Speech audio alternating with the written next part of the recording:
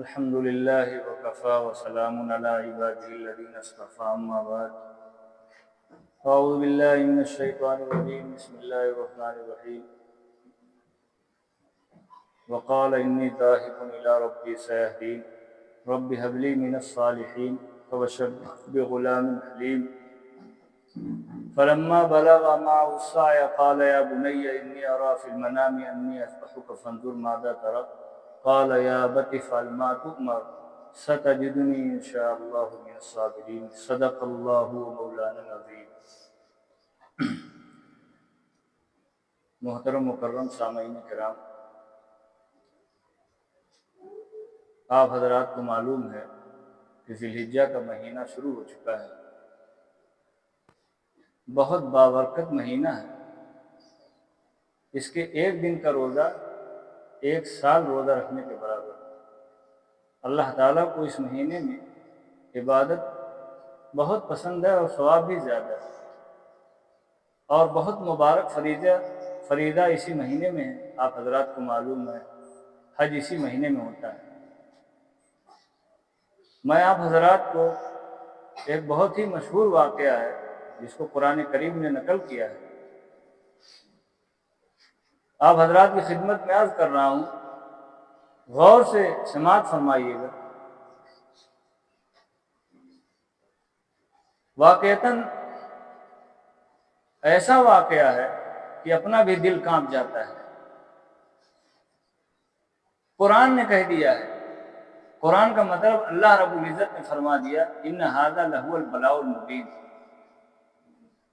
بہت بڑی آزمائش کا واقعہ ہے، معمولی بات نہیں۔ آپ صلی اللہ علیہ وسلم کو ان کے وطن والوں نے مجبور کر دیا، آپ نے بھی اپنے وطن سے ہجرت کی، اور حضرت ابراہیم علیہ السلام کے بھی وطن والوں نے مجبور کر دیا۔ کوئی ایمان نہیں لایا، صرف ان کا ایک بھانجا تھا لوط علیہ السلام، وہ ایمان لائے، اور آپ ایک دم نراش ہو گئے۔ اور اللہ نے قرآن میں فرمایا وقالا، اور ابراہیم نے کہا ذاہب الی ربی سیہدین، ابراہیم علیہ السلام نے کہا کہ میں جو ہے اپنے رب کے پاس چلا جاؤں گا، وہ اچھی جگہ ہم کو پہنچا دیں۔ اللہ تعالیٰ جس طرف اشارہ تھا ابراہیم علیہ السلام، اللہ کی طرف نکلنے کا مطلب یہی ہے کہ دارالکفر کو چھوڑ کر میں اللہ تعالیٰ کا جس طرف اشارہ ہے اس مقام پر چلا جاؤں گا۔ چنانچہ ابراہیم علیہ السلام اپنے اس مستقر کو چھوڑ کر ملک شام کی طرف ہجرت کر، اور راستے میں آپ نے راستہ عبور کرتے ہوئے عراق سے آپ شام پہنچے، آپ نے دعا فرمائی رب هب لی من الصالحین، اے میرے رب مجھ کو صالح اور نیک اولاد عطا فرما۔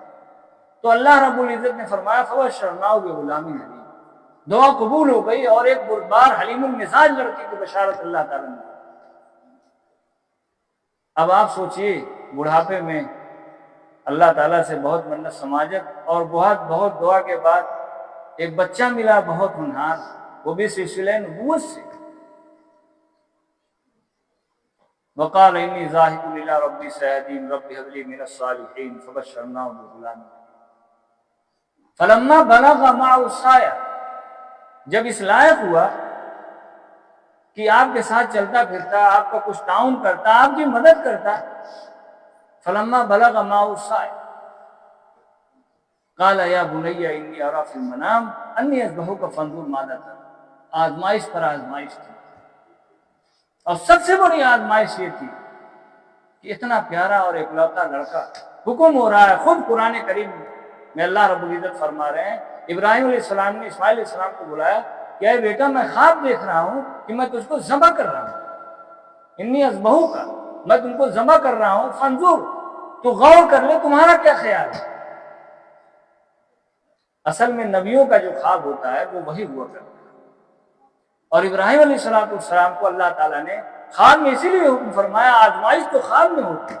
اگر آپ کو آرڈر کر دیتے اللہ تعالیٰ کہ جاؤ اسماعیل کو ذبح کر دو، پھر تو ذبح کرنا پڑتا۔ اور جب آپ نے خواب میں دیکھا تو خواب میں آپ تعویلیں کر سکتے تھے، ادھر ادھر بچنے کے اور راستے اختیار کر سکتے تھے، بہت ساری تعویلیں کر سکتے تھے کہ ہو سکتا ہے اللہ تعالیٰ نے یہ فرمایا ہو کہ جانوروں کو ذبح کر دو، ہو سکتا ہے اللہ کی مرادی ہو سکتا ہے اللہ کی مرادی ہو، لیکن بلا کسی تعویل کے فرمان ربانی کے سامنے آپ نے پوری اطاعت کے ساتھ، آپ تو تیاری تھے، اپنے بچے سے بھی پوچھا کہ تمہاری کیا رائے ہے، لیکن وہ بھی ایسے ہی تھے۔ قال یا ابت فرما تم، اے ابا جان کر دیجئے جو آپ کو حکم دیا گیا۔ اب آپ سوچ لیجئے یہ فیضان نظر تھا یا مکتب کی کرامت تھی؟ سکھائے کس نے اسماعیل کو آداب فرزند؟ بیٹا کا حال یہ دیکھیے، یا ابت فرما تم ستجدنی انشاءاللہ من الصابرین، بجائے کہ میں آپ کی مخالفت کروں یا کسی قسم کا کوئی اعراض کروں، میں آپ کے سامنے آپ کو انشاءاللہ مجھ کو صابرین میں سے پائیں گے، سر جھکا دوں گا، سر رکھ دوں گا۔ تو سوچا کہ جو ہے کسی بہانے سے گئے، اپنی اہلیہ سے کہا نہلا دھلا دیجیے، پہنایا، کپڑا وپڑا لے کر چلے۔ ابراہیم علیہ السلام چھری ہاتھ میں تھی اور رسی بھی بغل میں دبائے ہوئے، شیطان کو برداشت نہیں ہوا، فوراً ایک بڑے فرشتے کا، بوڑھے کا ایک طرز پکڑا باندھ کر پہنچا ان کی اماں کے پاس، کہا ارے کچھ پتا ہے کہ بڑے میاں کہاں لے کر گئے ہیں بچے کو؟ کہا مجھے تو نہیں معلوم۔ کہا ارے وہ تو ذبح کرنے کے لیے لے گئے۔ کہا ارے بےہودے، کوئی باپ اپنے بیٹے کو ذبح کرتا ہے؟ کہا وہ بھی مجبور ہے، کہا فرمان خدا بندی ہے۔ کہا جاؤ، جب فرمان خدا بندی ہے تو ایک اسماعیل نہیں ہزاروں اسماعیل اللہ کے راستے میں قربان کر۔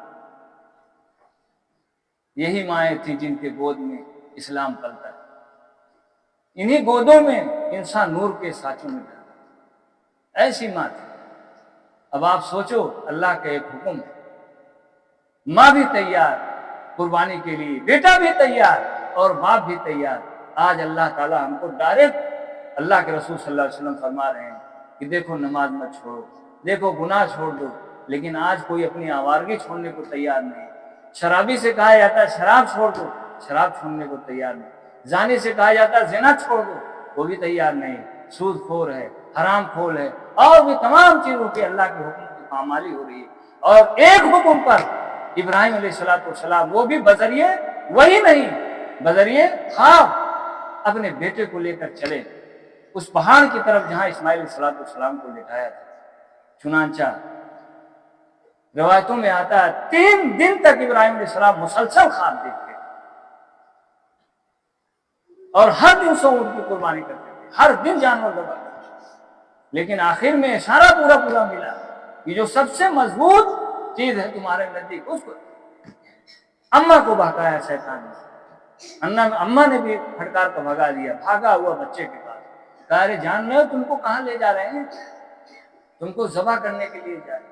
اسماعیل علیہ السلام نے بھی کہا کہ کوئی باپ اپنے بیٹے کو ذبح کرے گا؟ کہا اللہ تعالیٰ کا حکم ہے۔ کہا جب اللہ تعالیٰ کا حکم ہے تو کوئی بات نہیں، ہم سب کچھ اپنا قربان کرنے کے لیے تیار ہیں۔ آخر میں مجبور ہوا، بھاگا ہوا ابراہیم علیہ السلام کے پاس، کہا ارے بڑھاپے کی اولاد ہے، اتنا لاڈلا پیارا ہے، اتنے ناز نخرے سے آیا ہے، اس کو ذبح کرنے کے لیے لے جا رہے ہو؟ ارے کوئی چیز اور کر لیتے۔ ابراہیم علیہ السلام نے کنکری اٹھایا اور مارا اس کو۔ آج بھی ان کی یاد میں قرآن کہہ رہا ہے وَتَرَكْنَا عَلَيْهِ فِي الْآخِرِينَ، آج تک کنکری ماری جا رہی ہے، تینوں جگہ شیطان کو جہاں مارا ہے، جمرات بنے ہوئے، آپ جا کر دیکھیں۔ بہرحال لے کر چلے، واقعہ بڑا لمبا ہے۔ مذبح گاہ پہ پہنچے، فلما اسلما وتلہ للجبین، دونوں اللہ کے حکم کے سامنے سلنڈر ہو گئے، سر بجود ہو گئے، تیار ہو گئے۔ اس کے بعد ابراہیم علیہ السلام نے لٹایا، فلما، حضرت تھانوی نے ترجمہ کیا، فلما اسلما وتلہ للجبین، پیشانی کے بل لٹایا کہ زمین کا حصہ جو ہے چھو رہا تھا رخسار پہ، لیکن ذبح کر رہے تھے، اللہ تعالیٰ کو آزمانا مقصود تھا۔ مفسرین نے لکھا ہے کہ پیتل کا ایک ٹکڑا حائل ہو جاتا تھا اور ادھر سے اللہ رب العزت کی طرف سے چھری کا حکم ہوا کہ اگر اسماعیل کا ایک بار بھی کٹ گیا تو اس کو جہنم میں بھیج۔ اب چھری کی مجال تھی کہ اسماعیل علیہ السلام کو کاٹ لیتی۔ ابراہیم علیہ السلام نے پورا زور لگایا لیکن ذبح نہ ہوا۔ اسماعیل علیہ السلام نے کہا ابا جان آپ مجھ کو پیشانی نیچے کر دیجیے اور اس طرف کا لٹا لیجیے اور پٹی کھول دیجیے اور پورے زور لگا کر آپ ذبح کیجیے. ہو سکتا ہے کہ اللہ تعالیٰ کو یہ ہماری وہ محبوب نہ ہو, اللہ تعالیٰ کو اس طریقے سے پسند ہو. چنانچہ اس طریقے سے بھی بہت محنت کی ابراہیم علیہ السلام نے, لیکن ذبح نہ. حکم تھا چھری کہ کاٹ نہیں سکتی تھی ایک بار. اوپر بھی پیغمبر, نیچے بھی پیغمبر, زمین سکتے میں تھی اور آسمان حیرت سے تکتا تھا. پورے ملکوتی فرشتے, پورے فرشتے, پوری انسانیت, پوری دنیا ایک تماشا دیکھ رہی تھی. اللہ اکبر, ایسی قربانی کوئی دیا. اس کے بعد اسماعیل علیہ السلام نے کہا, ابا جان آپ چھری کا نوکا رکھ کر میرے حلقوم پر پوری پیغمبری کا زور لگا دیجیے. وہ بھی ابراہیم علیہ السلام نے جب چھری رکھا, آواز آئی, وَنَادَيْنَاهُ يَا إِبْرَاهِيمُ. اللہ تعالیٰ کہتے ہیں ہم نے ان کو آواز, اے ابراہیم قَدْ صَدَّقْتَ الرُّؤْيَا إِنَّا كَذَلِكَ نَجْزِي الْمُحْسِنِينَ. پیچھے سے آواز سنائی دے رہی تھی. مڑ کر دیکھا ابراہیم علیہ السلام نے جبرائیل کھڑے. سوچیے کتنی بڑی قربانی ہے.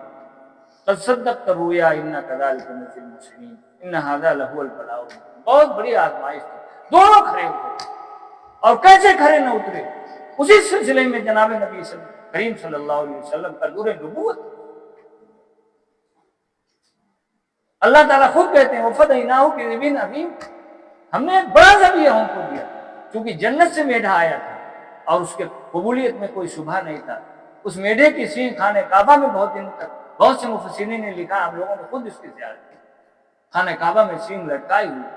بہرحال دیکھے تو آواز آ رہی تھی, پیچھے مڑ کر جبرائیل کھڑے ہیں اور حکم ہوا کہ اب اس میڈھے کو قربان کرو. بھائی بہت بڑی عبادت ہے اور بہت بڑا ثواب ہے اور بہت محبوب فریضہ اللہ تعالیٰ کا ہے. اس لیے اس میں کسی قسم کی کوئی کمی اور کوتاہی نہ کریں. یہ بھی وہی غیر مطلوب ہے. بہرحال اللہ تعالیٰ ہم لوگوں کے دلوں میں اس کی اہمیت اور وقار ڈالیں اور اللہ تعالیٰ ہم لوگوں کو دل کھول کر قربانی کرنے کی توفیق عطا فرمائے. آمین. وآخر دعوانا الحمدللہ.